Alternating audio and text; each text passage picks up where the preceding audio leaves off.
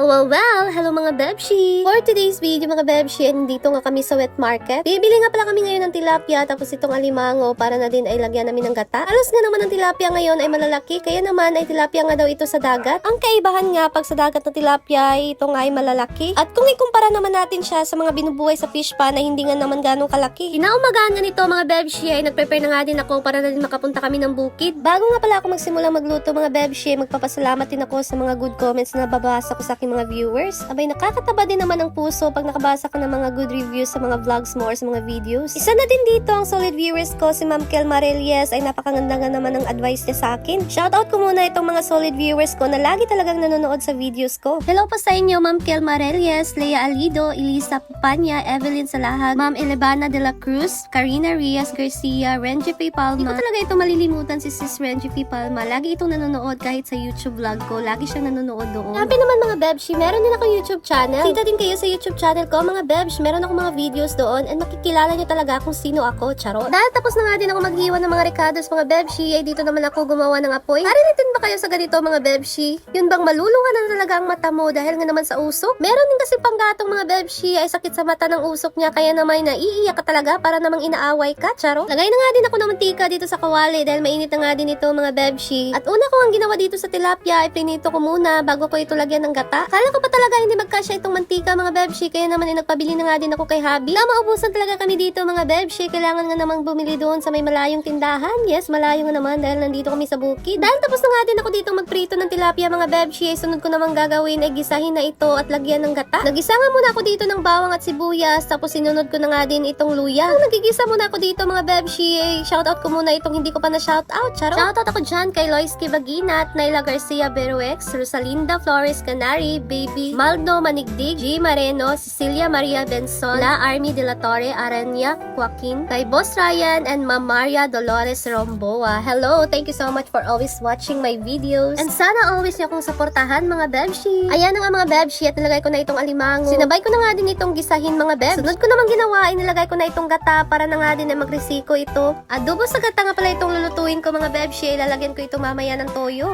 Ang sarap nga din naman itong alimango mga Bebshi, ay lambay nga ng tawag dito sa amin. Lagay na nga din ako dito ng tanglad, pangpatanggal na din ng langsa at pangpabango na din. Ano ba ang tawag sa inyo nito mga Bebshi? Dahil kumukulo na nga din ito mga Bebshi, naglagay na nga din ako dito ng toyo. Kaya mahina nga lang din ng apoy para naman ay magrisiko pa ito at para na nga din ay manot itong gata sa ating alimango. At dahil medyo nabawasan na nga ito mga Bebshi ang sabaw, kaya naman ay nilagay ko na itong pritong tilapia. Ang tawag sa inyo ng luto nito mga Bebshi. Tapos kung nilagay itong pritong tilapia mga Bebshi, pakukuluan ko muna ito ng mga ilang minuto, tapos nilagay ko na nga din itong sili, tapos itong atsal. Kaya naman sa susunod na video ko mga Bebshi, ay comment naman kayo dyan kung anong gusto nyong lutuin ko. Comment down below mga Bebshi para naman meron akong idea kung ano bang lulutuin ko sa next vlog ko. Ayan na nga mga Bebshi at naluto na nga itong adobo sa gata na niluto ko. Napakasarap na naman talaga nito mga Bebshi. Amoy pa lang, ulam na. Kung nagustuhan nyo naman ang video na to mga Bebshi, paki-share na din at comment down below na din kung taga saan kayo para malaman din namin kung saan naabot ang videos ko. At para na nga din ay ma-shoutout ko sa susunod na vlog ko. Maraming salamat mga Bebshi!